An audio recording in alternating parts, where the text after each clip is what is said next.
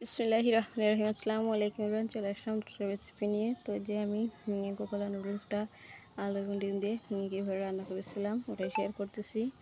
তো ভিউয়ার যারা ভিডিওটি দেখা শুরু করছেন তাদেরকে অসংখ্য ধন্যবাদ। তো একটু সম্পূর্ণ ভিডিওটি দেখে যাবেন আর একটা লাইক করে যাবেন। তো ভিউয়ার্স, আমি হচ্ছে এই যে সকালবেলা ব্রেকফাস্টের জন্য নুডলসটা রান্না করেছিলাম। তো বৃষ্টি হচ্ছে অনেক, তো বৃষ্টির মধ্যে মানে বারবার ঝামেলা রান্না বান্না, তো ভাবলাম সকালটা একটু নুডলস দিয়ে চালিয়ে নিই। তাই এই যে কোকোলা নুডলসের প্যাকেটটা আমি হচ্ছে নিয়ে নিয়েছি। এখন নুডলসটা হচ্ছে আমি গরম পানি দিয়ে সিদ্ধ করে নেব। আর এখানে নিয়েছি 2টো ডিম।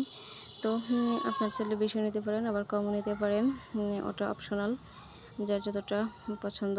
তো এখানে আমি কড়াইতে গরম পানি করতে দিয়ে দিয়েছি চুলায়। তো পানিটা গরম হয়ে আসলে আমি এখানে একটা আলু ছোট ছোট করে কেটে দিয়েছি। একটু সিদ্ধ হলে তার মধ্যে দিয়ে দিয়েছি নুডলসটা। তো নুডলসটা দিয়ে আমি একটু লবণ দিয়ে দিয়েছি, আর হচ্ছে দিয়ে দিয়েছি সামান্য একটু 1 চিমটি পরিমাণে হলুদের গুঁড়ো দিয়ে আমি একটু ভালো করে নেড়েচে নেব। তো ভিউয়ার্স, একটা কথা বলি, এখানে হচ্ছে আমার এই যে ক্যামেরাটা উপর পানি পড়েছিল, আমি খেয়াল করিনি, তার জন্য ভিডিওটা একটু হালকা ঝাপসা লাগছে। প্লিজ কেউ খারাপ দিকে নেবেন না, দয়া করে ভিডিওটি দেখে যাবেন। তো এটা হচ্ছে আমি ভালো করে নেড়ে চেড়ে এর মধ্যে সামান্য একটু পরিমাণে তেল দিয়ে নেড়ে চেড়ে আমি হচ্ছে বেশি সিদ্ধ করব না, হালকা সিদ্ধ করে ঢেলে নিয়েছি এটা চালের উপর। আর এখন একটু ঠান্ডা পানি দিয়ে দিলাম উপর থেকে। তো এই দেখুন পারফেক্টলি মানে একেবারে গলেও যায়নি, আবার শক্তও না, ভালোভাবে হয়ে গেছে সিদ্ধ। তো নুডলসটা এখন আমি হচ্ছে তেলে দিয়ে ভেজে নিতে হবে। এখন হচ্ছে পেঁয়াজ কুচি আর কাঁচামরিচ কুচি কেটে নিয়েছি।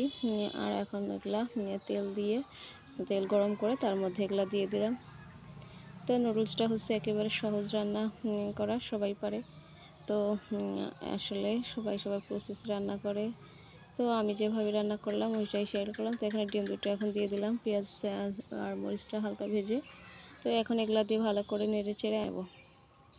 তো এই যে ডিমটাও ভাজা হয়ে গেছে। তো ভিউয়ার্স, যারা দেশ এবং দেশের বাইরে থেকে ভিডিওটি দেখছেন তারা অবশ্যই লাইক দিয়ে ভিডিও দেখবেন, তাদেরকে অসংখ্য ধন্যবাদ ধৈর্য ধরে আমার ভিডিও দেখার জন্য। আর যারা আমার পাশে সবসময় আছেন তাদেরকেও জানাই আমার তরফ থেকে অনেক ভালোবাসা ও অনেক ধন্যবাদ।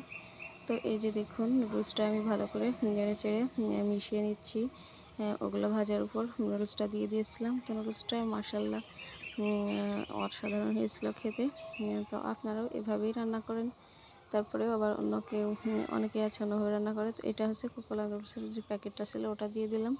আর আমি এখানে একটা ম্যাগি মশলা ব্যবহার করছি, ওই মশলাটাও দিয়ে দিচ্ছি। তো বাচ্চারা একটু স্পাইসি বা একটু মশলাদার খাবারই পছন্দ করে, তো আমি আবার এটা দিয়ে দিলাম। তো দিয়ে আমি হচ্ছে আবারও ভালো করে মিশিয়ে নিচ্ছি। তো এই যে ভালো করে মিশিয়ে নেওয়া হয়ে গেছে। এখন হচ্ছে আমি আর একটু পরিমাণে